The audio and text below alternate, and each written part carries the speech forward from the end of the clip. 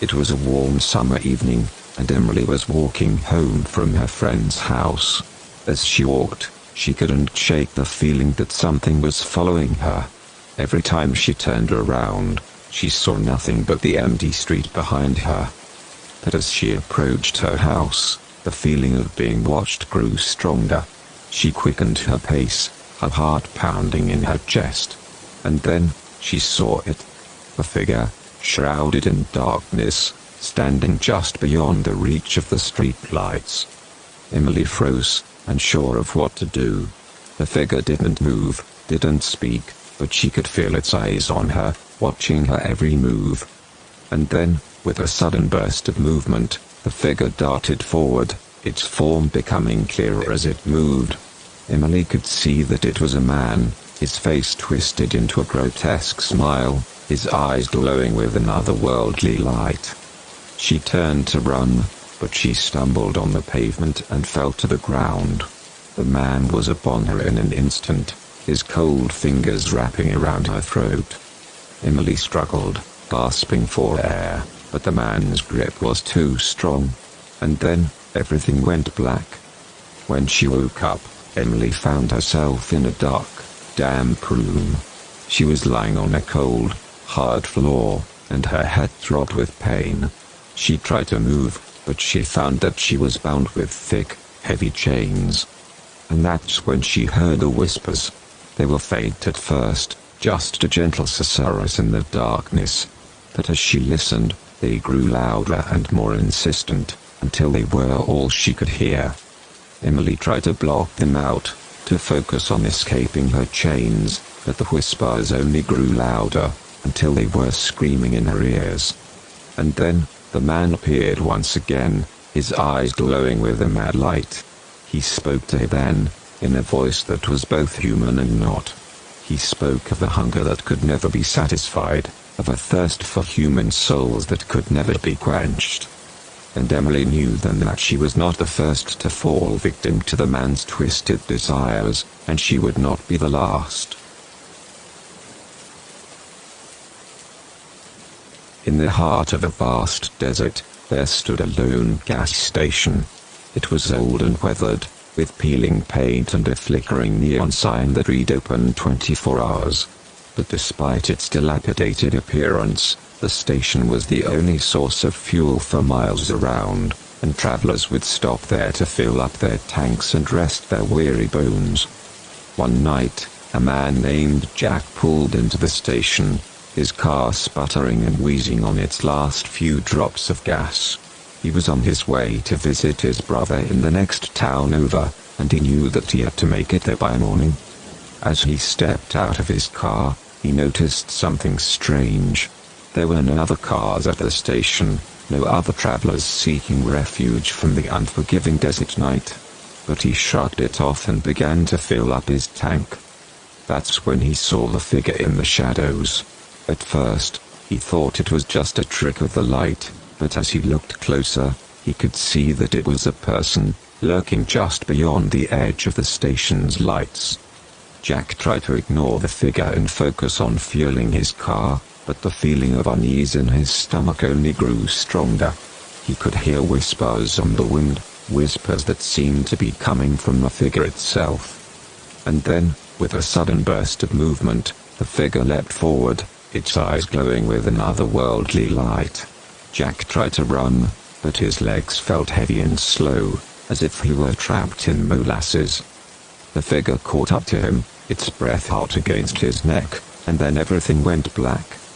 When Jack awoke, he found himself in a small, cramped room. The walls were made of stone, and there was a single, flickering light bulb hanging from the ceiling. He could hear whispers echoing through the darkness, whispers that seemed to be coming from all around him. He tried to get up, but he found that he was bound to a chair, his arms and legs secured with thick, heavy chains. And that's when he saw the figure once again, standing in the shadows just beyond the reach of the light. It spoke to him then, in a voice that was both human and not. It spoke of a hunger that could never be satisfied, of a thirst for human souls that could never be quenched. and Jack knew then that he was not the first to fall victim to the station in the desert, and he would not be the last. It was a dark and stormy night, and the only sound that could be heard was the pounding rain against the windows. Inside a small, cramped apartment, a woman named Sophia sat huddled on her couch, desperately trying to ignore the feeling that she was being watched. She had been feeling this way for 4 days now, ever since she had come across a mysterious object at a local antique shop. It was an old, tarnished mirror, but there was something about it that drew her in, something that whispered promises of untold power and secrets. Sophia had taken the mirror home and hung it up in her bedroom, but ever since then, strange things had been happening.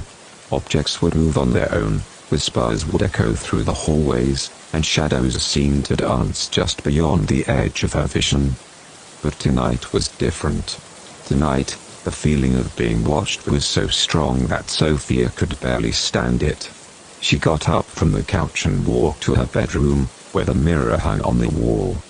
As she gazed into its surface, she saw something that made her blood run cold. In the reflection, she saw not her own face, but that of a dark, shadowy figure looming behind her. Before she could react, the figure reached through the mirror and grabbed her by the arm.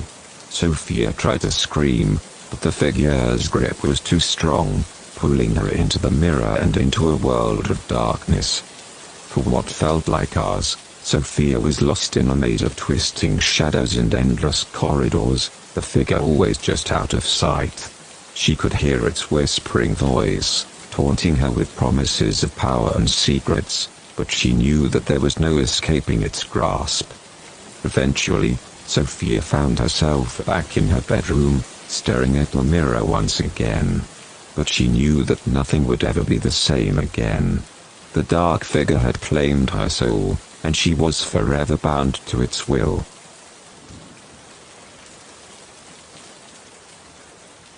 Once upon a time, in a small, isolated village nestled deep in the forest, there lived a young girl named Lila.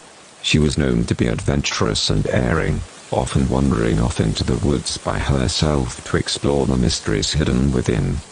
One day, as Lila was wandering through the dense undergrowth, she came across a strange, gnarled tree unlike any she had seen before. Its twisted branches seemed to reach out and grasp at her, as if beckoning her closer. Against her better judgment, Lila approached the tree, drawn in by an otherworldly energy that pulsed around it. As she reached out to touch the bark, she felt a sudden jolt of electricity course through her body. The world around her seemed to blur and twist, and before she knew it, she was no longer in the forest but in a dimly lit room. The room was old and musty, with cobwebs stretching across every surface. Lila could barely see in the darkness, but she could sense that she was not alone. She heard a faint whispering coming from the shadows, and her heart began to race with fear. Suddenly, a figure stepped out of the darkness, its eyes glowing with an otherworldly light. It reached out a hand towards her, and Lila knew in that moment that she had made a grave mistake in venturing too far into the unknown. She tried to run, but her feet felt rooted to the spot. The figure drew closer and closer, until Lila could feel its cold breath on her neck. And then, with a sudden, terrifying shriek, the figure lunged forward and everything went black. When Lila awoke, she was back in the forest, surrounded by the familiar trees and wildlife. But she could feel something inside of her had changed. She was no longer the carefree adventurer she had once been. Instead, she was haunted by the memory of that terrifying encounter, and the knowledge that she had come too close to a darkness that she could not comprehend.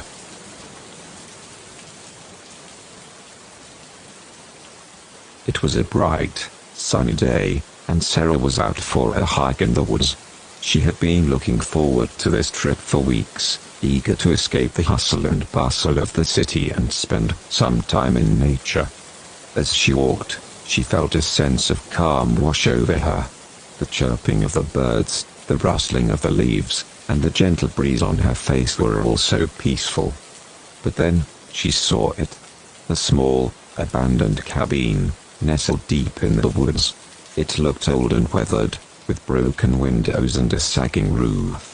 But there was something about it that drew her in. Sarah approached the cabin cautiously, unsure of what to expect. She pushed open the door, and the musty smell of old wood and dust filled her nostrils. As she looked around the cabin, she saw that it was filled with old furniture and trinkets, as if someone had just picked up and left without taking anything with them. But then, she heard a faint whispering. It was so soft that she could barely make out the words, but it sounded like someone was calling her name. Sarah turned to leave, her heart pounding with fear. But as she reached the door, she felt something cold wrap around her ankle. She looked down, and to her horror, she saw a ghostly hand emerging from beneath the floorboards. It was skeletal and grey, its fingers curling tightly around her leg. Sarah tried to pull away, but the hand held tight, pulling her down into the dark abyss beneath the cabin. As she fell, she saw a vision of the cabin as it once was. A family, living happily together in the woods, until tragedy struck and they were consumed by darkness. And then, everything went black. When Sarah woke up, she found herself in a small, cramped room. The walls were made of stone, and there was a single, flickering light bulb hanging from the ceiling. She could hear whispers echoing through the darkness, whispers that seemed to be coming from all around her. She tried to get up, but she found that she was bound to a chair, her arms and legs secured with thick, heavy chains. And that's when she saw the ghostly hand once again, emerging from the shadows just beyond the reach of the light. It spoke to her then, in a voice that was both human and not. It spoke of a hunger that could never be satisfied, of a thirst for human souls that could never be quenched. And Sarah knew then that she was not the first to fall victim to the cabin in the woods, and she would not be the last.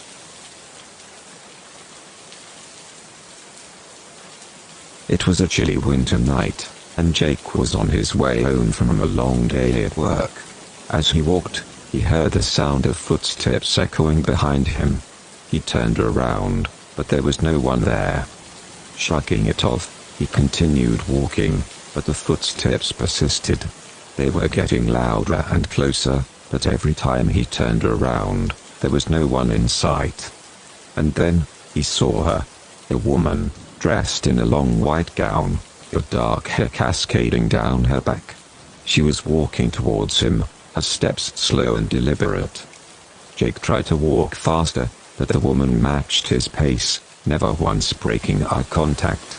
He could see that her eyes were black, devoid of any warmth or humanity.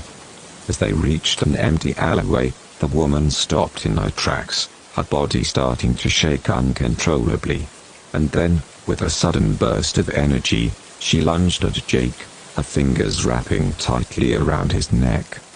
Jake struggled to break free, but her grip was too strong. He could feel his vision starting to fade, his body growing weaker by the second. And then, everything went black. When he woke up, Jake found himself in a dark, damp room.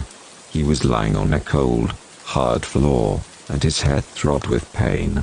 He tried to move, but he found that he was bound with thick, heavy chains. And that's when he heard the whispers. They were faint at first, just a gentle susurrus in the darkness. But as he listened, they grew louder and more insistent, until they were all he could hear. Jake tried to block them out, to focus on escaping his chains, but the whispers only grew louder, until they were screaming in his ears. And then, the woman appeared once again, her black eyes glowing with an otherworldly light. She spoke to him then, in a voice that was both human and not. She spoke of a hunger that could never be satisfied, of a thirst for human souls that could never be quenched. And Jake knew then that he was not the first to fall victim to the woman's twisted desires, and he would not be the last. Evelyn was always drawn to the abandoned amusement park on the outskirts of town. It had been closed for years, and rumors swirled about the tragic incident that had led to its closure. One night, Evelyn decided to sneak into the park and explore it for herself. As she walked through the empty pathways, she felt a sense of unease settle over her. It was as if the park was alive, and it didn't want her there. As she approached the old roller coaster, she saw something move in the shadows. It was too dark to make out any details, but she could sense that it was watching her. And then, she heard a voice. It was faint at first, but it grew louder and more insistent with every passing moment. It was a child's voice, and it was calling out for help. Evelyn followed the sound of the voice, until she came to a small, dark corner of the park. There, she saw a little girl, dressed in a tattered pink dress, her face streaked with tears. The girl begged Evelyn for help, saying that she had been lost in the park for years, unable to escape its grasp. And then, as suddenly as she appeared, the girl vanished into thin air, leaving Evelyn alone in the dark. As she turned to leave, she saw something move in the shadows once again. But this time, it was different. It was a figure, tall and menacing, with eyes that glowed like hot coals. Evelyn tried to run, but the figure was too fast. It chased her through the park, its laughter echoing through the empty pathways. And then, it caught her, its cold fingers wrapping around her neck. And that's when Evelyn knew that the park was alive, and it had claimed another victim. She was doomed to wander its empty pathways forever, never able to escape its clutches. Mia had always been fascinated by the old, abandoned house at the end of her street. She had heard rumors of strange things happening inside, of shadows moving on their own and voices whispering in the darkness. One day, she decided to explore the house for herself. She waited until the sun had set, and the moon was high in the sky, casting an eerie glow over everything. As she made her way through the overgrown garden, she could feel a sense of foreboding settling over her. The windows were boarded up, the paint on the walls peeling and cracked. As she approached the front door, it creaked open on its own, as if inviting her inside. Mia hesitated, but her curiosity got the better of her, and she stepped over the threshold. The interior of the house was just as decrepit as the exterior. Dust covered every surface, and cobwebs hung from the ceiling like shrouds. Mia shivered as she felt the cold air envelop her, as if the house itself was alive and breathing. As she walked deeper into the house, she heard strange noises coming from the rooms around her. Whispers and murmurs that sounded like they were coming from the walls themselves. And then, she saw it. A shadowy figure, darting across the hallway in front of her. Mia froze, unsure if what she had seen was real or just a trick of the light. But as she continued to explore the house, the shadows became more and more solid, until they were almost tangible. She could feel their icy breath on her skin, could hear the sound of their ragged breaths. And then, the voices started. They whispered in her ear, promising her things she knew she shouldn't want. They offered her power and knowledge beyond her wildest dreams, but Mia knew that accepting their offer would come at a terrible cost. She tried to leave the house, but the shadows blocked her path, their ghostly hands reaching out to stop her. And that's when she knew that she was trapped, forever lost in the darkness of the abandoned house.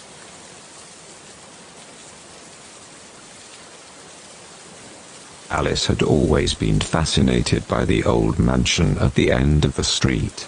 It had been abandoned for years, and the overgrown garden and ivy-covered walls only added to its eerie charm. One day, Alice decided to explore the mansion for herself.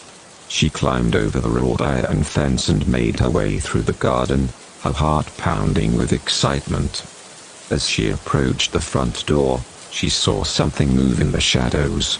It was a figure, tall and imposing, with eyes that glowed like fire. Alice tried to run, but it was too late. The figure caught her, its icy fingers wrapping around her wrist. It dragged her into the mansion, into a room filled with strange artifacts and ancient relics. Alice tried to scream, but her voice was lost in the darkness. And then, the figure spoke. It was a voice from another world, a voice that spoke of death and despair.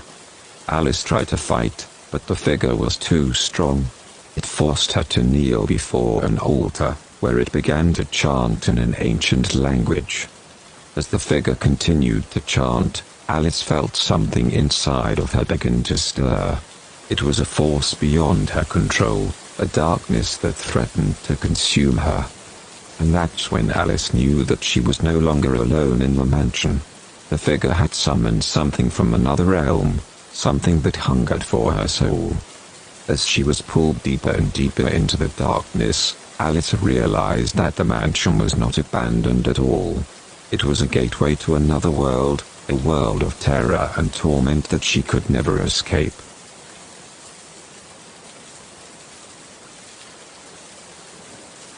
Samantha had always been curious about the abandoned hospital on the edge of town.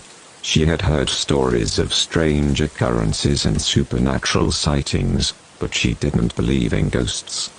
One day, Samantha decided to explore the hospital for herself. She waited until nightfall, when the moon was high in the sky and the only light came from the stars above. As she approached the hospital, she felt a chill run down her spine. The building was dark and foreboding, its windows shattered and its walls covered in graffiti. But Samantha was determined to explore every inch of the hospital. She pushed open the front door and stepped inside. The air was stale and musty, and the silence was deafening. Samantha walked down the empty hallway, her footsteps echoing through the building. But then, she heard something. It was a faint sound, like a whisper in the darkness.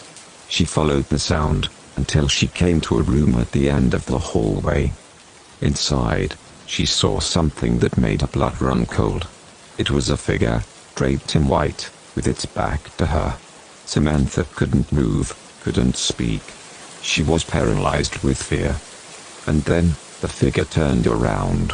It had no face, just an empty void where its features should have been. It reached out to Samantha, its fingers like icy tendrils. Samantha tried to run, but her feet wouldn't move. She was trapped, a prisoner of the hospital's ghosts. And that's when she realized that the hospital wasn't abandoned at all. Its patients, long since departed from this world, still walked its halls, waiting for someone to join them in their eternal solitude.